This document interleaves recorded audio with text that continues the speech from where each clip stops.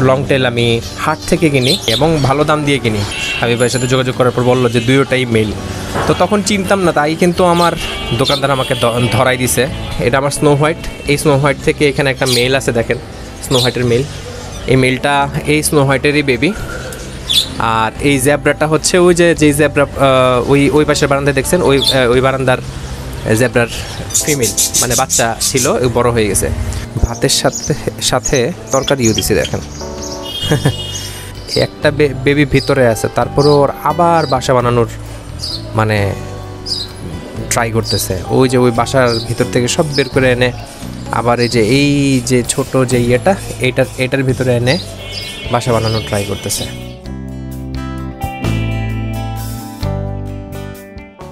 শুভ সকাল সবাইকে, আশা করি সবাই ভালো আছেন।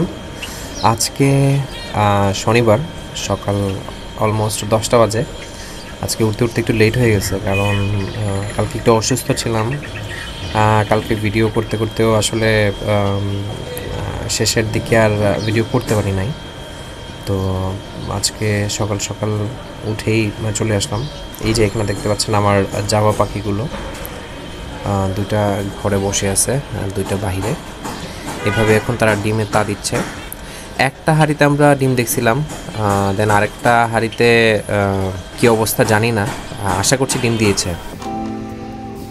এখানে দেখতে পাচ্ছেন আমি আমার পাখির জন্য আজকেও সফট ফুড রেডি করছি। আমার পাখিগুলোর একটু স্বাস্থ্য কমে গিয়েছিল, তো যে জন্য আসলে আমি একটু রেগুলার সফট ফুডটা দেওয়া ট্রাই করছি। ওকে, তো আবারও ফিরে এলাম। আমার পাখিগুলোকে সবগুলোকে খাবার দেওয়া শেষ। আজকের মতো খাবার সবাইকে দিয়ে দিছি।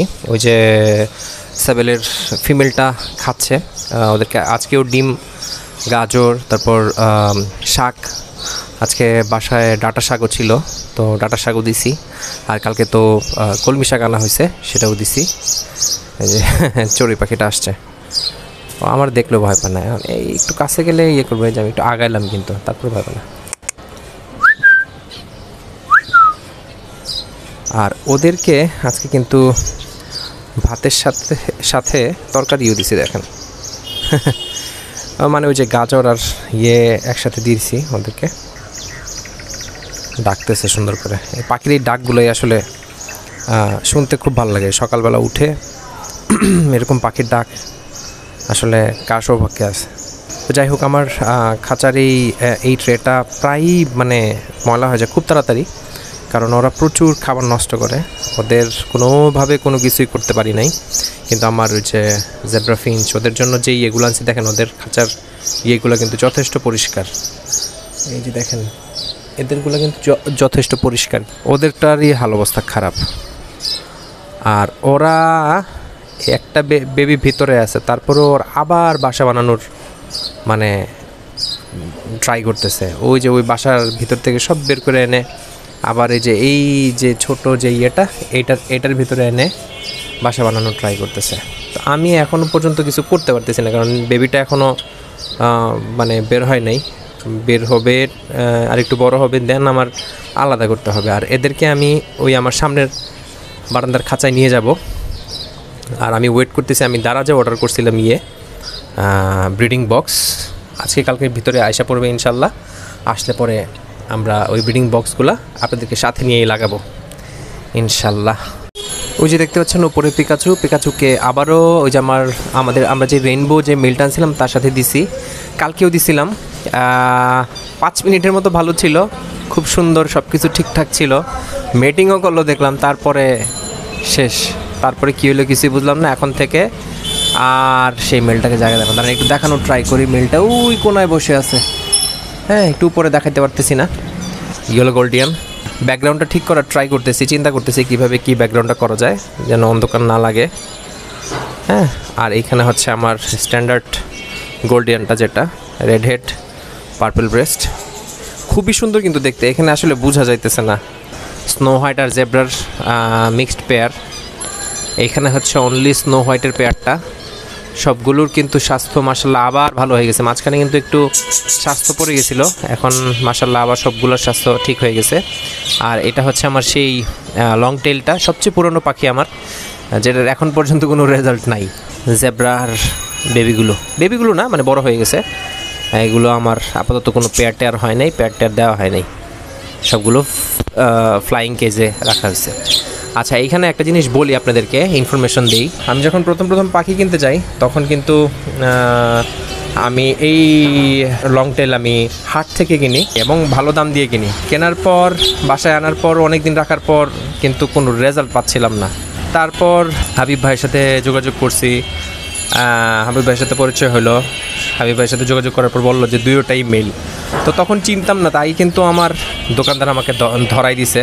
তো বাজার থেকে কেনা আর খামার থেকে কেনার মধ্যে কিন্তু অনেক পার্থক্য আছে। ধরেন বাজার থেকে কিনলে ওই লোককে কিন্তু আপনি সহজে পাবেন না, বা পাইলেও হয়তো এত কিছু বলা যায় না। হাট থেকে কিনছেন, হ্যাঁ, হয়তো বা হেল্প করতেও পারে, নাও করতে পারে। কিন্তু একটা খামার থেকে নিলে কিন্তু ওই খামারি ভাই আপনারা যথেষ্ট হেল্প করবে। যদি পাখির কোনো প্রবলেম থাকে, কোনো সমস্যা থাকে, সব ধরনের প্রবলেম সম্পর্কে আপনাকে অবগত করবে। অনেক কিছু ট্রাই করতেছি, চেষ্টা করতেছি, কিন্তু হাবিব ভাইয়ের কাছ থেকে আনা প্রত্যেকটা পাখির রেজাল্ট কিন্তু আমি পাইছি। হাটে যে শুধু আসলে অসাধু কিছু ব্যবসায়ী থাকে ব্যাপারটা তা না। হাটে কিন্তু ভালো ভালো ব্রিডাররাও থাকেন যারা ভালো পাখি বিক্রি করেন। কিন্তু আপনি হাটে গিয়ে পাখি কেনার আগে যেটা করতে পারেন সেটা হচ্ছে, যে পাখিটা কিনবেন সেই পাখিটা সম্পর্কে আপনি আর একটু ভালোভাবে জানবেন।